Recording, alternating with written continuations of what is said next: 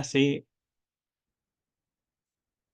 Ay, me salió un cartel, perdón. No soy muy amigo del Zoom tampoco. Em, la clase se llama Análisis de los defectos de la unión cráneo-cervical a través de estudios de diagnóstico por imágenes. Una obviedad, ¿no? Es muy sencilla la clase. Son dos o tres cositas que van a ver que se repiten varias veces. eh, y es lógicamente lo que se va a preguntar en el examen, ¿no? Eh, no sé cuántas preguntas, si entrarán las teóricas o las prácticas de todo lo que vayamos a ver, pero las van a reconocer fácilmente. O sea, no es muy difícil. En su momento, me acuerdo, hace un par de años, cuando me tocó a mí estar del lado de ustedes, habían puesto un cuco acá, que, que no se entendía nada, que había muchas líneas, que muchos nombres propios por el tema de las medidas. No es nada de todo eso. Se lo pueden estudiar de memoria incluso para el examen y después se lo olvidan y lo único que tienen que saber es que en algún momento de la historia lo estudiaron y ya está. ¿Sí? Así que vamos. Se revisarán los defectos de la unión cráneo-cervical, la longitud misma, ¿sí? Vamos a por ello. Respecto de la charnela, que también se le puede llamar charnela a la unión cráneo-cervical, por eso que por ahí lo digo, si bien no está escrito, por si lo llegan a leer de esa forma en algún lugar. ¿Sí? Es una región específica del cuerpo que conecta la columna cervical con el cráneo y se ubican muy pocas estructuras que hay que estudiar, así que eso está bueno. El hueso occipital, el atlas y el axis y un par de ligamentos que los vamos a ver un poco más adelante. Y nada más, en eso es bastante sencillo. ¿Sí? Las técnicas ya las conocemos, las pasamos. Por si les gustan las presentaciones, le quise poner onda y agarré una inteligencia artificial que capaz que ustedes las conocen y que me haga la clase. Y aparecen cositas como recopadas y lo aproveché. Bueno, tomo, rayos y rezo, por sobre todo la tomo y rezo es con lo que más se va a evaluar, pero tengan en cuenta que al menos en lo que a mí me respecta en mi labor diario, la placa de rayos, la cervical sobre todo, me toca bastante informarla. Y si bien no me lo piden para este tipo de patologías en específico, claramente es algo que sí se puede llegar a ver, porque sí se puede diagnosticar por placa.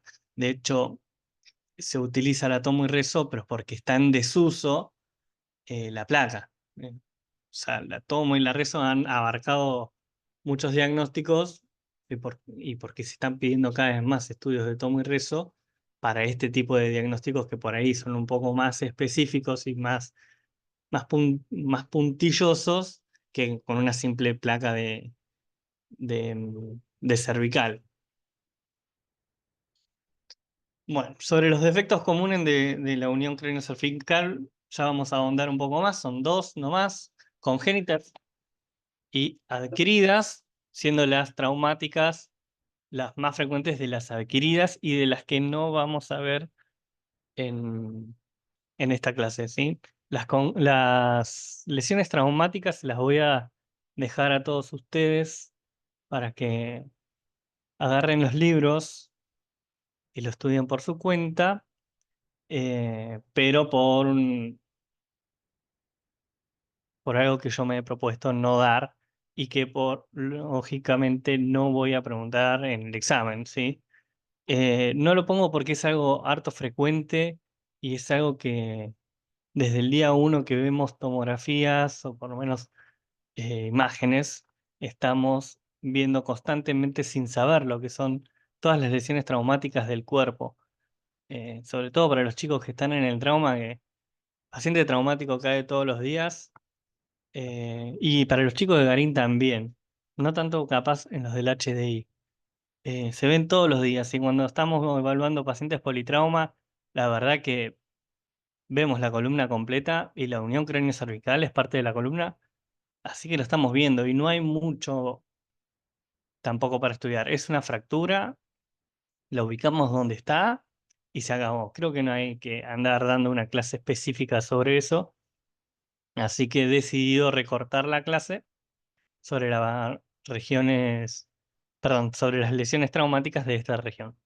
Y nos vamos a quedar con las congénitas, que son por ahí las más copadas, y las adquiridas, que no son las tan más copadas y que prefiero que sepan las congénitas por sobre las adquiridas, que son las traumáticas sobre todo, porque esas sí son preguntas de exámenes y por ahí un poco más específico eh, sobre la materia, ¿no? Bueno, respecto de la importancia clínica está de más decir, porque todos los pacientes no vienen con un cartel pegado en la frente diciendo, bueno, quiero que me diagnostiquen algo sobre la charnela. En realidad vienen con signos y síntomas. Y respecto de este lugar en específico, vamos a encontrar el dolor cervical, los mareos y las dificultades para tragar, ¿sí? O sea, piensen en los órganos que se encuentran cercanos y ahí van a poder sacar. Es muy flu porque también pasa en la columna medular y si la columna medular está pasando por ahí y se encuentra comprometida, pueden tener también algún tipo de patologías de tipo neurológico y esas pueden ser varias y pueden ser varias en distintas partes del cuerpo, ¿sí? Porque por ahí pasa todo, hasta el centro respiratorio está ahí nomás. Vamos a ver después más adelante un par de fotitos que pueden inferir que pueden tener problemas respiratorios los pacientes. Así que no es algo muy específico, pero está bueno tenerlo en cuenta, porque sobre todo la tomo de columna cervical y cerebro, al menos en mi labor diaria es de todos los días, y todo es por lo mismo, dolor cervical y mareos, constantemente. Si no es por ACV, vienen, y por trauma, viene por acá. Vienen por los mareos y está bueno saber que existe la posibilidad de diagnosticar algo un poquito más raro que alguna oncoartrosis o una discopatía crónica. Siguiente. Bueno, el tratamiento, nada, lo puse por saber, para que lo sepan. Obviamente lo quirúrgico va a ser lo último. No hay algo específico que haya que estudiar sobre esto. Bueno, la anatomía, sí, la anatomía lamentablemente la vamos a tener que estudiar un poquito, sí, pero lo bueno es que son muy pocas estructuras las que hay que aprenderse un poco de memoria para el examen. ¿Sí? La unión craneocervical o charnela, acá, acá lo incluí para que lo sepan, puede estar preguntado de cualquiera de las dos formas, está compuesta por un par de huesecitos, ¿sí? El hueso occipital, la primera vértebra y la segunda vértebra, ¿sí? Ellas están amarradas por 5 articulaciones, 2 occipito-atloides, una atloido-axoidea y las articulaciones atloido-axoideas, ¿sí? O sea, piénsenlo, si ustedes lo piensan, lo pueden sacar, ¿sí? Sería C1 contra el hueso occipital, son 2 articulaciones, C1 contra C2, 3 articulaciones, ¿sí? La que involucra, perdón, la que involucra al atlas y la que no involucra al atlas, que es parte de la unión un cuarto, perdón, de los procesos uncinados y todo eso. Se me fue el nombre, no importa. Pero son 5, ¿sí? Es fácil. Bueno, C1 ya la conocen, son 2 arcos anteriores y posteriores, ¿sí? Y los 2 sectores articulares, ¿sí? Las carillas superiores y después las inferiores, ¿no? Bueno, la unidad occipito-atloideo está formada por una disposición lateral, ¿sí? Y los medios de unión, ¿sí? Vincula la base del cráneo con el raquis cervical y está dada por la articulación donde se encuentran los cóndilos occipitales y la superficie articular de C1, ¿sí? Lo bueno de esto es que son simétricas, ¿sí? Y son siempre dos y simétricas. Así que con esas dos cositas que puedan llegar a notar en los que estén tomando nota, van a poder sacar lo que seguramente será una pregunta de examen. Bueno, el Atlas con el Axis lo conocen, ¿sí? No lo voy a pasar de largo porque la verdad vamos a pasar a los ligamentos. Y acá están los ligamentos, ¿sí? Los ligamentos son poquitos también. El más importante es el cruciforme y los alares, ¿sí? Después también los que le aportan estabilidad a esta región es el ligamento longitudinal posterior y la membrana tectoria. ¿Sí? Los alares son los que se encuentran arriba del odontoide, el longitudinal anterior y posterior, por delante y por detrás de la columna, y la tectoria es la última parte, en realidad la primera parte del longitudinal posterior que se encuentra por detrás de la articulación atlantoexoidea, ¿sí? Acá una imagen de rezo, y acá están los alares, son los que están por acá, y la tectoria la que anda por acá, que es la parte más proximal del ligamento longitudinal posterior, ¿sí? El anterior por acá, el posterior por acá. Eso ustedes ya lo saben, eso lo paso de largo. ¿Sí? Después otros nombrecitos que no los he incluido, pero sí que los vamos a nombrar, ¿sí? Sobre el clivus, que es en la parte esta. Y acá, este tiene un nombre propio, que es el vacío, pero estoy casi seguro que lo vieron en otras clases y por eso no lo he nombrado, pero cuando lo estudien lo van a leer bastante. Bueno, el ligamento cruciforme está compuesto por fibras de disposición transversal y vertical, que es lo que le da la forma de cruz, y la parte horizontal es el ligamento transverso, así que es el más conocido por todos. Forma el compartimiento fibroso con C1. Los alares son los que yo les decía, las dos pequeñas estructuras que se encuentran por encima de la apófisis odontoide, y la tectoria es la extensión cefálica del longitudinal posterior, así que en realidad sería la proximal. El resto de los ligamentos son menores y no importan tanto. Bueno, esto es lo que más importa de la clase, esto es lo que van a tener que estudiar de memoria, ¿sí? Que es la craniometría.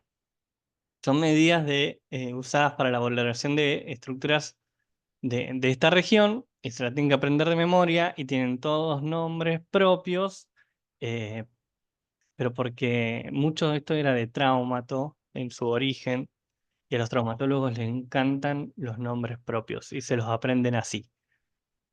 Vamos a estudiar a la línea Chamberlain y la de MacGregor, que estoy casi seguro que esto también ya lo vieron.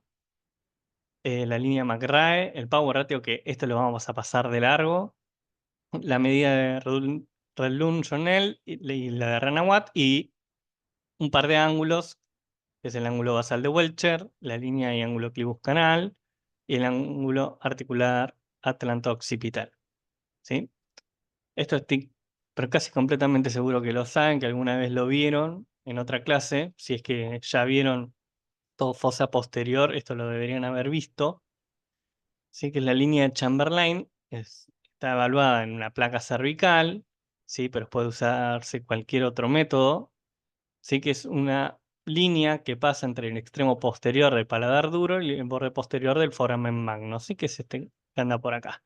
Sí, en 50% de los pacientes es normal, la punta de la odontoides está por debajo de la línea.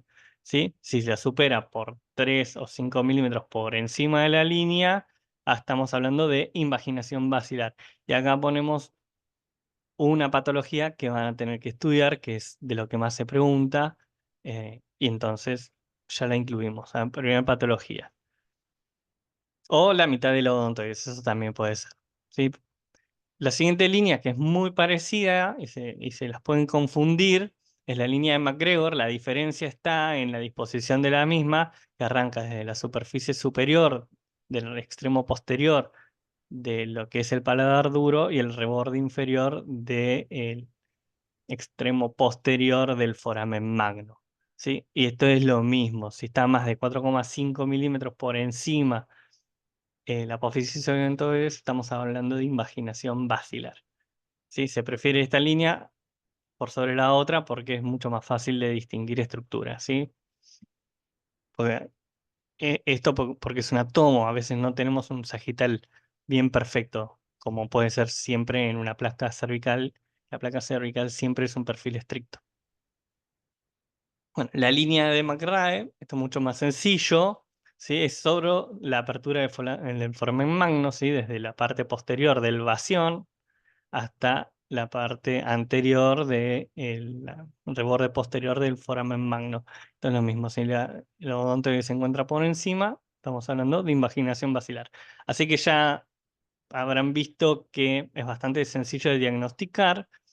Lo más probable es que si vean una fotito cervical de perfil en un examen y que crean que pueda llegar a venir por acá, por las respuestas que va a tener esa pregunta, van a tener que abrir el libro mental sobre esta filmina, ¿sí? Sobre estas últimas tres filminas. El Power Ratio lo vamos a pasar de largo.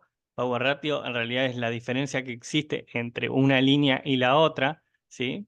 Si quieren la podemos ver, pero la verdad es que no, porque no es algo que haya que estudiar de memoria, pero sí la medida de Redlund-Jonell. Esta sí, y es bastante sencilla también, ¿sí? También se utiliza en una placa cervical lateral o en una tomo en sagital, y es la distancia de la línea de MacGregor y el punto medio del margen inferior del cuerpo del axis. Sí, es la de MacGregor que habíamos visto antes, y una medida que es desde la base del cuerpo del axis hasta la línea imaginaria que nosotros trazamos, ¿sí?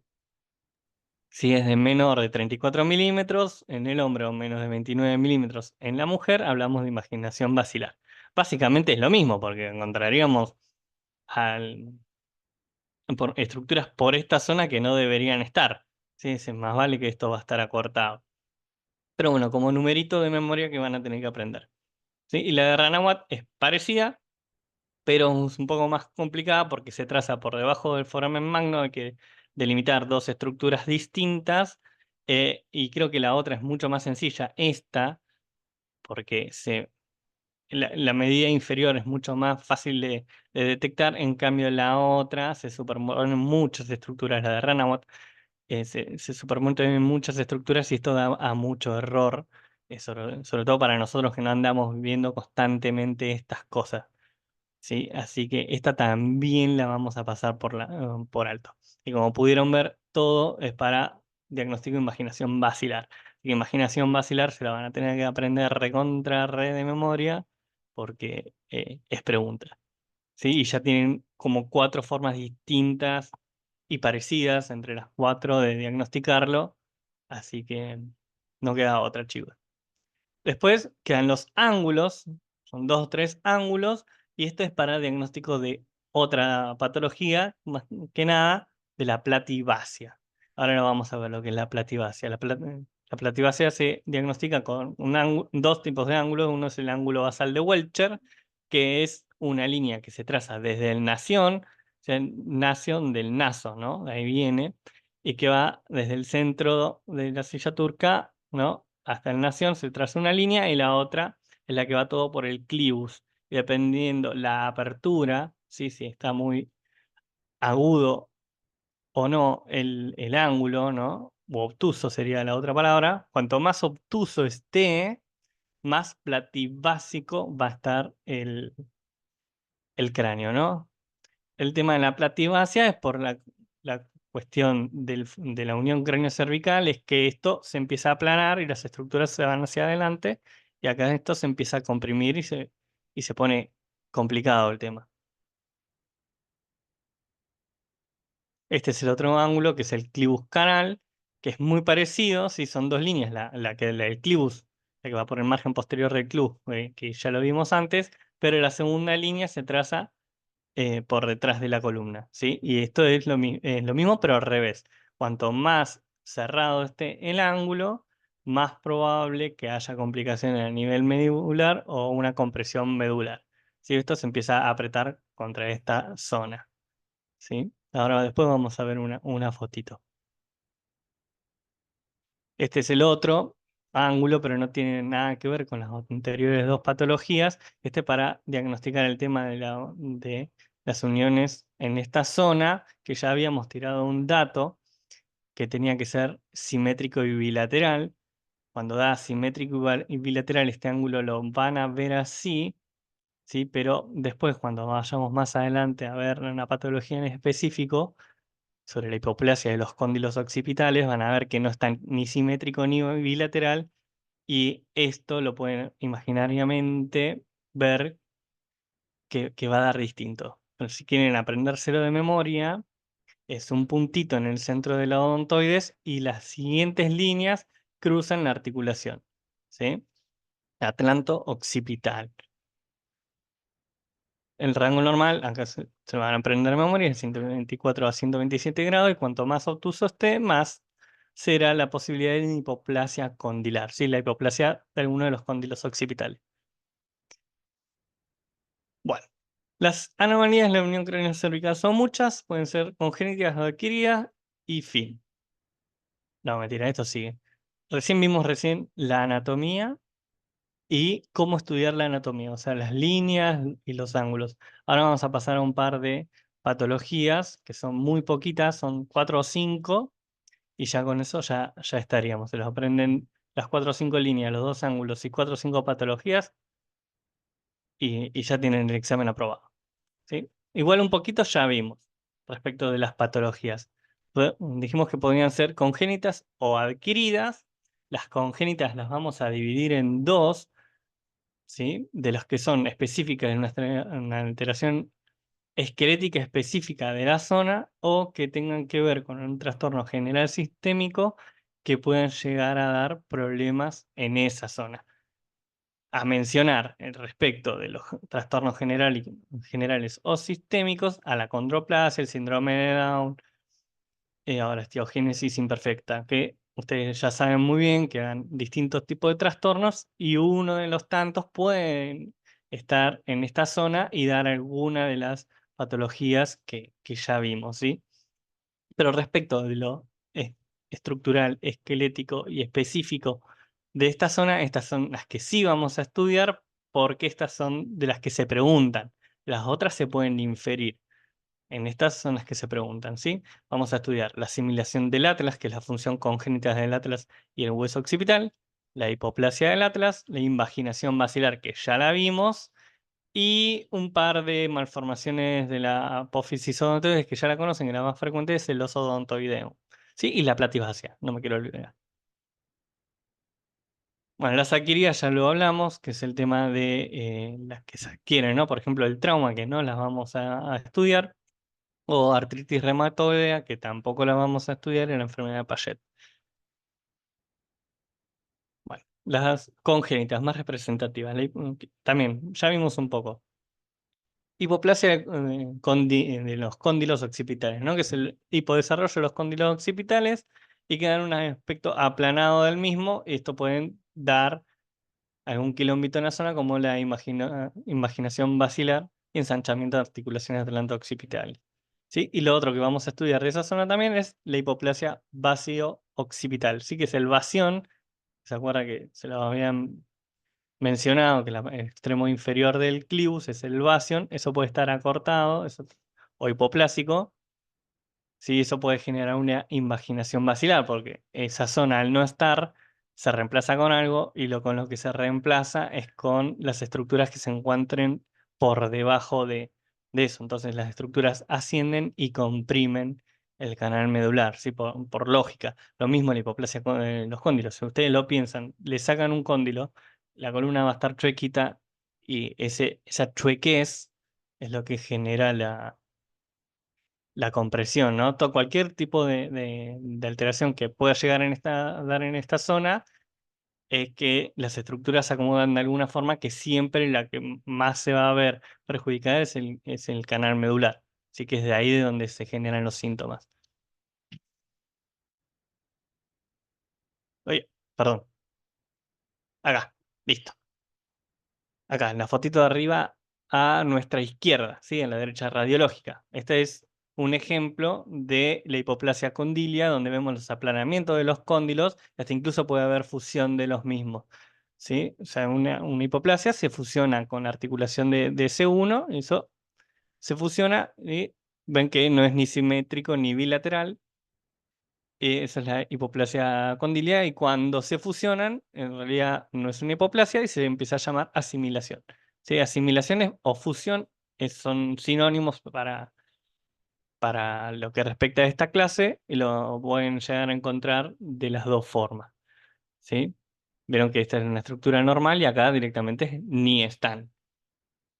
Esta es la otra que vimos recién, que es el acortamiento del clivus. Acá el clivus no está, o sea, debería estar a esta altura. perdón, el bastión, que es la extensión del clivus a esta zona, para formar el foramen magno como debe ser, y todo esto debería estar abajo. Tiene que estar por acá. Ven que ascienden.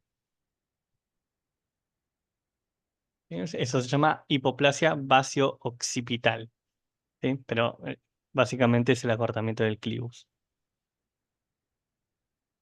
La asimilación atlanto-occipital es por un fallo en la segmentación, ¿sí?, de la primera vértebra cervical con consecuencia de fusión del atlas con el occipital. Que esto es lo que ya vimos en la reducción del ángulo clivus canal. Esto no importa, lo que importa es cómo lo van a ver.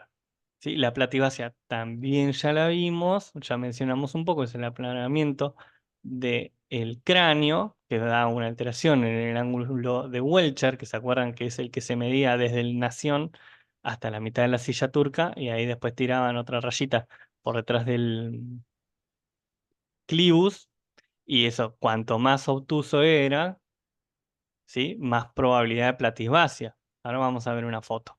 Y la imaginación basilar, todo lo que ya hablamos previamente, que es la alteración en cual se encuentra el odontoides desplazada hacia superior con la introducción de la misma en el foramen magno, ¿sí? Lo que tiene la imaginación basilar es que esta puede estar asociada a otras patologías y no es una patología que puede estar únicamente encontrada como imaginación basilar, suele estar asociada a otras cosas. Por ende, ustedes pueden tener una platisbacia con imaginación basilar o una asimilación atlanto-occipital con una imaginación basilar o un acortamiento del clivus con una imaginación basilar.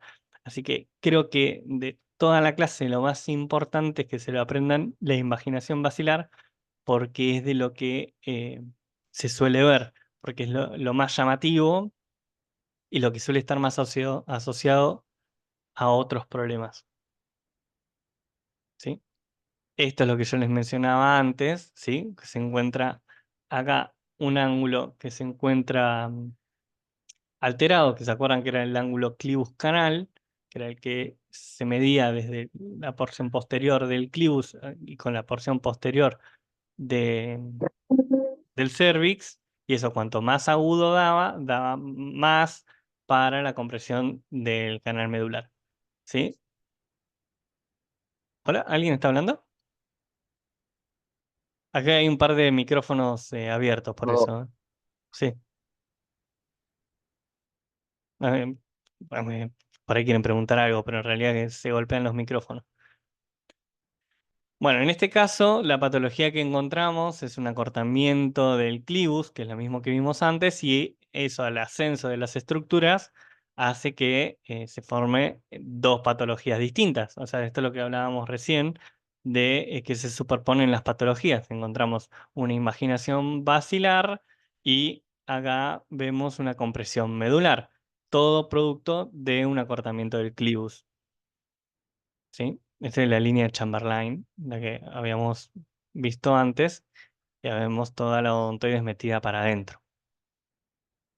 Este es la hipoplasia de los cóndilos. Como ven, acá falta uno del otro lado, porque no lo tiene, y una alteración del ángulo que habíamos visto antes, que se encuentra aumentado porque se encuentra aplanado el de la derecha, que es el que no tiene, ¿sí? Este es el que sí tiene, y el del otro lado, el que no tiene. Por ahí, de todas las patologías que acabamos de ver, esta es la más rarita de pensar de que pueda ser esta patología, pero yo confío en que lo pueden llegar a sacar, digo, a la pregunta del examen, porque todo esto está para que puedan aprobar ustedes y tengan el título de especialista, es que las respuestas respecto de alguna patología de las que acabamos de ver están relacionadas.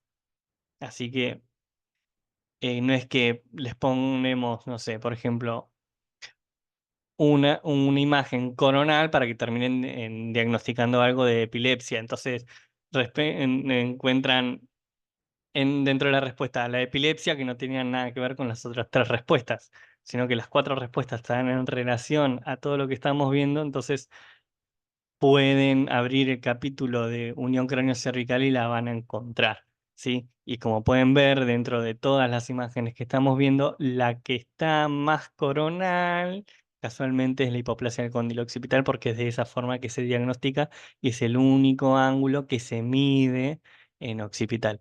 Así que de nada por la ayuda, pero estoy seguro que estas las hagan, ¿sí? Estas son también más ejemplos de imaginación basilar, que estoy casi seguro que ya los pueden ver tranquilamente, ¿sí? ¿Se acuerdan de este? Que cuanto más cortito, ¿sí? Cuanto más cortito, más metidito estaba la apófisis odontoides por dentro del cráneo, ¿sí? En la línea Chamberlain que ya la conocen. Y la platisbacia, que esta está medida con el ángulo clivus canal, pero también se podría medir con el otro ángulo que era el de Welcher, que también daría alterado. En este caso, el que es obtuso es el clivus canal y también sigue siendo una platibacia. Así que creo que por acá ya vamos terminando, ¿no? Eran una o dos más y ya terminamos. Sí, esta es la fusión completa del atlas en la simulación. Sí, en las articulaciones de los cóndilos pueden estar asociadas o no a hipoplasia de uno o del otro. Se ejerce presión por artrosis y se fusionan. ¿Sí? Esta es la forma en que lo vamos a ver en la asimilación. Esto no traería per se una alteración del ángulo que habíamos visto antes, pero sí ven claramente que acá hay una fusión, como solemos ver en cualquier otra articulación del cuerpo, ¿sí? Un par de menciones respecto a las malformaciones congénitas del atlas que estoy casi seguro también que las saben o que las habrán escuchado nombrar, son las anormalías de los arcos, tanto el anterior como el posterior. Un minuto, que quieren preguntar algo. No sé. Eh, no entiendo cuál es el pedido, qué es lo que quiere ver, porque no está muy claro. Ella se hizo una Hacerle... No, no, pero no le tengo que hacer, es para que. Eh, sí, recording in progress. Me están grabando. Nada, me preguntan cosas acá. Dios. Bueno, las anomalías de los arcos anterior y posterior, que menos frecuente es el anterior. El del posterior lo habrán visto alguna vez o se lo habrán comido alguna vez. También pueden existir defectos de fusiones de los arcos, que eso seguro que lo vieron y no lo informaron. Y respecto del axis, se relacionan principalmente a la odontoide, que el eh, más conocido es el osodontoideum, ¿sí? Porque es una estructura ósea que se encuentra por encima del, del propio axis y es muy confundible, sobre todo en pediátricos, porque ahí se encuentra el núcleo de dosificación. Cuando se cierran por separado, es odontoideum en el adulto, ¿sí? Pero para mencionar esos, esto es lo que yo les decía, estoy seguro que lo habrán visto y si no lo vieron, se lo comieron, es bastante frecuente, muy informado muchas veces como fracturas y no lo son, así que por eso que les decía que la parte de fracturas se la tienen que aprender de manual y no tiene sentido hacer una clase porque las fracturas se evalúan por igual en todas partes del cuerpo, ¿sí? Pero pueden ver claramente que esto no es una fractura y acá le falta una parte, ¿sí? Esto se debería informar, muchos deciden pasarlo de largo, pero esto trae inestabilidad, ¿no? Por acá gira la cabeza y si le falta una parte, estamos jodidos. Bueno, conclusión número 1. El análisis de los defectos en la unión cráneo-cervical, ¿sí? Es fundamental. Yo le agregaría que no solo es fundamental, sino que es algo que lo evaluamos constantemente sin darnos cuenta, ¿sí? Esto trae obviamente complicaciones para el paciente, de las cuales encima vienen constantemente preguntando para ver qué tengo y suelen tener mareo solamente, cervicalgia o dolor en los miembros superiores, y solo que esta vez le pusimos nombre y apellido a las patologías, pero en realidad estamos constantemente evaluando sin saber que pueda llegar a tener una platisbacia o una imaginación basilar. Y vamos con una segunda conclusión, que esto me lo tomo a título personal, ¿sí? Que yo les recomiendo que estudien para el examen, pero para la vida misma también, ¿sí?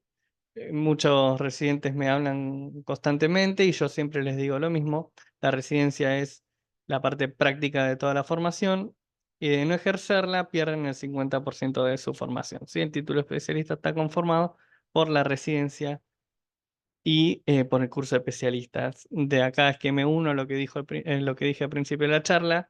No adhiero que las charlas sean en horario de residencia y es por eso que fui rápido, porque prefiero que estén viendo pacientes, haciendo estudios, informando, o haciendo ecografías o Doppler, antes que estar escuchándome a mí. ¿Sí? Esto, como tercera conclusión, lo pondríamos acá abajo.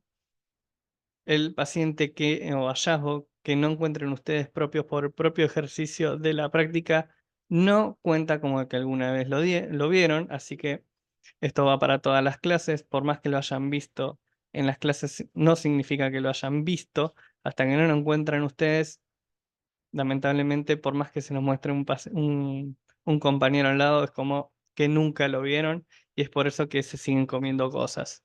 ¿Sí? Esto vale para todos, ¿sí? Para el R1, para el R4 y los del medio también. Y para mí también. Por eso ya me incluí acá, para el ya recibido también. Yo me incluyo. Así que chicos, espero que haya sido corta la estadía conmigo y vamos a seguir trabajando. Y todo, muchas gracias. Por favor.